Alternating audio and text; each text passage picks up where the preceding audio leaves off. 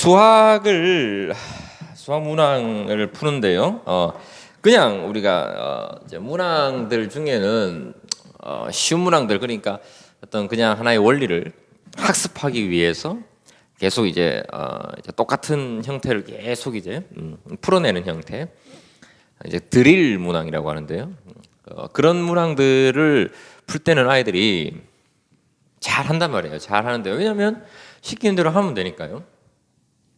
지금 이 말에 정말 좀 주의를 기울이셔야 되는데, 시키는 대로 한다. 시키는 대로 한다. 문제가 시키는 대로 한다. 그죠? 네, 이렇게 하는 문항들은 잘 하는데, 우리 아이가 뭔가 모의고사나 이런 것들을 치면, 또 새로운 문항들을 발견을 하면, 조금 어려운 문항을 가면 문제를 못 풀더라는 거죠. 그래서 오늘 킬러 문항을 정복하자라는 어떤 주제로 한번 말씀을 한번 드려볼게요. 그 문항 제작의 원리를 알면 도움을 많이 받을 수 있는데요. 제가 말씀을 드리는 이 내용은 문항을 제작하는 데 있어서 다 똑같은 겁니다. 그래서 문항을 하나를 봤을 때 우리는 그 문항을 우선 해석할 수 있어야 돼요. 이 문항이 무엇을 묻고자 하는지를 해석한다, 이런 개념을 떠나서 이 문항을 우리가 영어를 번역하듯이 그런 것처럼 내용을 분석해가지고 해석하는 거예요. 해석하는 거.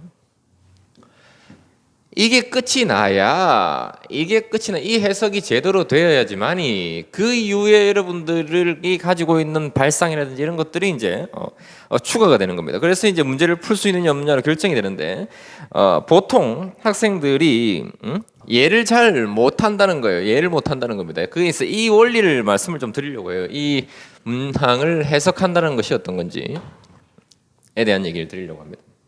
이 시키는 대로라는 것에 주목하라고 말씀드렸던 건 뭐냐면, 우리가 기본 원리를 그냥 그대로 하는, 예를 들어서 뭐 근해 공식이야, 근해 공식을 그냥 그대로 공식을 그대로만 쓰면 답이 나오는 문항들이죠, 그죠? 그런 것들은 시키는 대로 하는 거죠.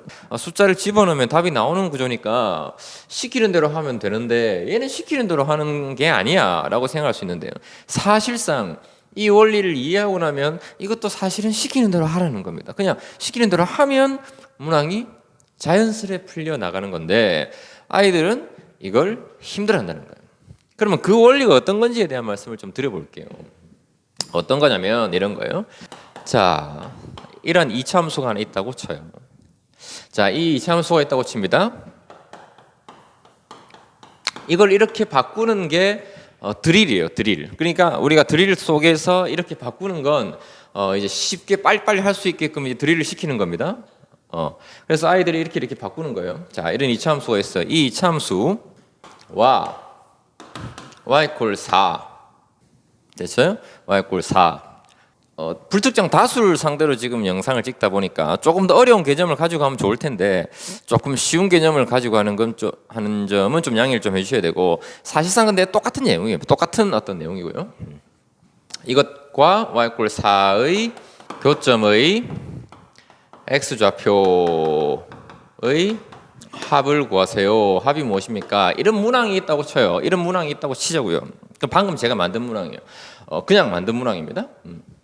교점의 y = 4. 이 녀석의 이 함수와 이 함수의 교점의 x좌표의 합을 물었다고 치자고요. 자, 근데 이걸 자, 이제 문항을 어떻게 가냐면, 자 보세요. 이 문항은 그냥 다이렉트로 주는 거예요. 이 함수와 이 함수의 교점. 그러면 여러분들이 이 문항은 아이들이 잘 풀어낼 겁니다. 잘 풀어낼 거라고요. 그런데 제가 이제 이걸 문항을 바꿔볼 겁니다. 자, 무슨 말이냐? 이놈과 말이에요. 똑같은 얘기를 하는 걸 제가 한번 만들어 보고자 하는 겁니다. 이놈과 똑같은 어떤 얘기를 하고 싶은가? 자, 이놈과, 그러니까 이 이차함수를 설명체로 한번 바꿔보는 겁니다. 설명체로 한번 바꿔볼게요. 설명체로 바꾸는 거예요. 자, 보세요. 그럼 설명체로 바꾸면 이렇게 돼요. 첫 번째로 최고차항이 개수가 1이고, 두 번째로 1,3을 뭐로 갖는? 꼭지점으로 갖는 그러한 이 두 개의 특성을 가지고 있는 2차 함수가 있다. 자, 이러한 2차 함수가 있어요 라고 문항을 줬어요. 이걸 주지 않고 이렇게 줬단 말이에요. 이게 옵션, 새로운 옵션이죠. 새로운 옵션을 준 겁니다. 그러면 자, 이제 이거보다 한 단계 업그레이드가 된 겁니다. 뭔 말이냐? 얘를 보고서 최고차의 개수가 1이야? 1,3을 꼭지점으로 가죠? 그러면 이 함수는 이거네를 찾아내고 똑같은 문항의 지혜가 이 부분이 이어지는 겁니다. 그럼 문항 하나가 또 제작되는 거예요. 이걸 이해하셔야 된다는 거예요. 얘와 똑같은 말을 이렇게 할 수 있다고, 이렇게. 자, 이걸 또 다른 말로 해볼게요. 또 다른 말로 해볼 거예요. 첫 번째는 최고차의 개수가 1이에요. 두 번째는 y = 0, x축과의 교점. 이 함수 말이에요. 이 함수가 x축과의 교점. 됐습니까? 교점의 x좌표 합이 2래요. x과의 교점의 x좌표 합. 이 함수 어떤 함수는 모르지만 이 함수가 최고차의 개수가 1이고 2차 함수고 1인 2차 함수고 x과의 교점의 x좌표의 합이 2라고 했어요. 세 번째로 y = 3과 한 점에서 만난다고 했어요. 최고차의 개수가 1이다. 그를 그대로 줬어요. 줬고 x축과의 교점의 x좌표의 합이 2다라고 줬다는 것은 뭐냐면 축의 방정식을 주고 있는 거예요. 합이 2야? 축의 방정식이 1이었군. y = 3과 한 점에서 만났다는 얘기는 2차 함수가 y = 3과 한 점에서 이게 3이거든요. 한 점에서 만났고 여기가 1이었다는 얘기니까요. 1,3이 꼭지점이라는 얘기를 2, 3번에서 이 2번과 똑같은 말을 해주고 있는 겁니다. 이걸 이해하실 수 있나요? 어떤 의미인지 아시겠나요? 이걸 이렇게 문항을 내는 거예요. 똑같은 거예요. 이 녀석과 이 녀석과 이 녀석은 똑같은 설명입니다. 이 똑같은 설명을 이렇게 하는 겁니다. 그러면 여러분들이 이 문제를 딱 받아들였을 때 이 문제를 뭐 해야 되는 거죠? 해석해야 되는 거예요. 무슨 말인지 아시겠나요? 자, 그러면 똑같은 얘기를 한 번 더 해볼게요. 자, 2차 함수인데요. 첫 번째로 2차 함수인데 0,3을 2차 함수라고 주고요. 2차 함수라고 주고요. 0,3을 지난대요. 0,3을 지나는 게 아니고 0,4를 지난다. 0,4를 지난다고 합니다. 두 번째와 세 번째는 동일한 걸 갖고 왔다고 쳐요. 자, 0,4를 지나는데 두 번째, 4번째, 세 번째 1,3을 꼭지점으로 하니까 y는 k, 즉 최고차항을 모르니까요.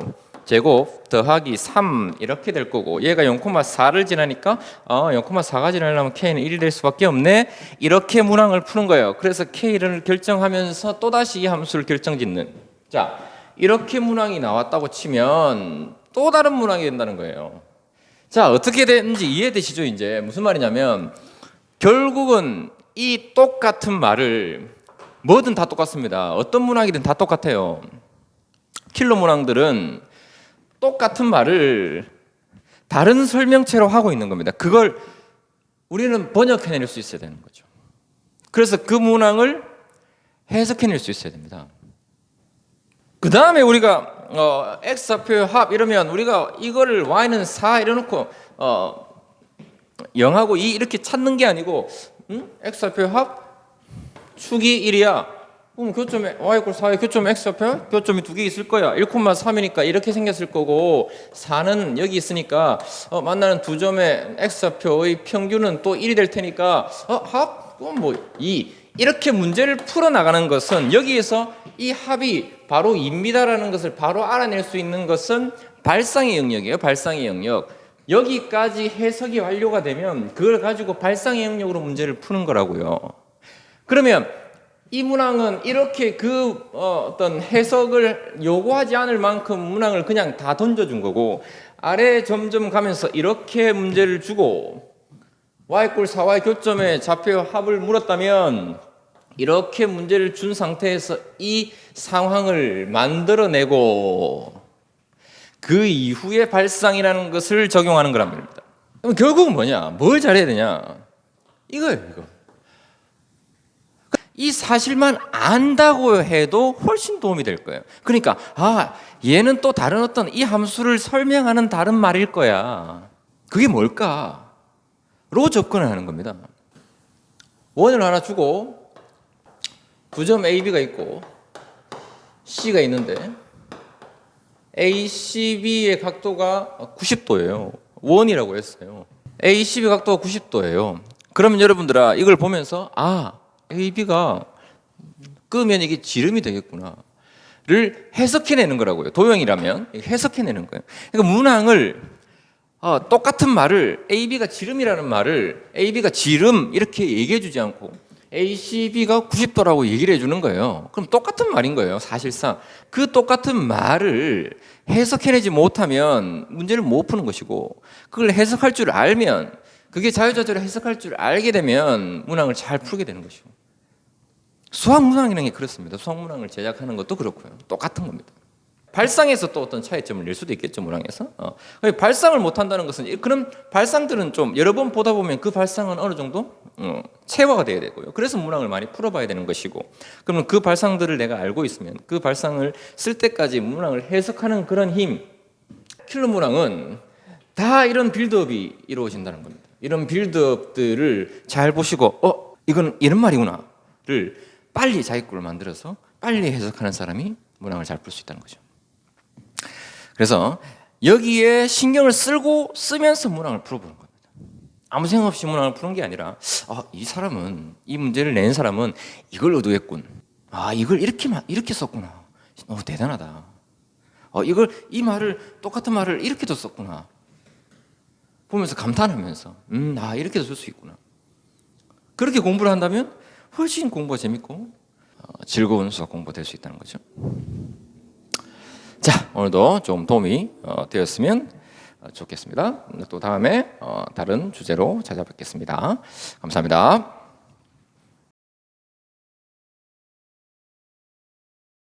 구독과 좋아요가 필요하다.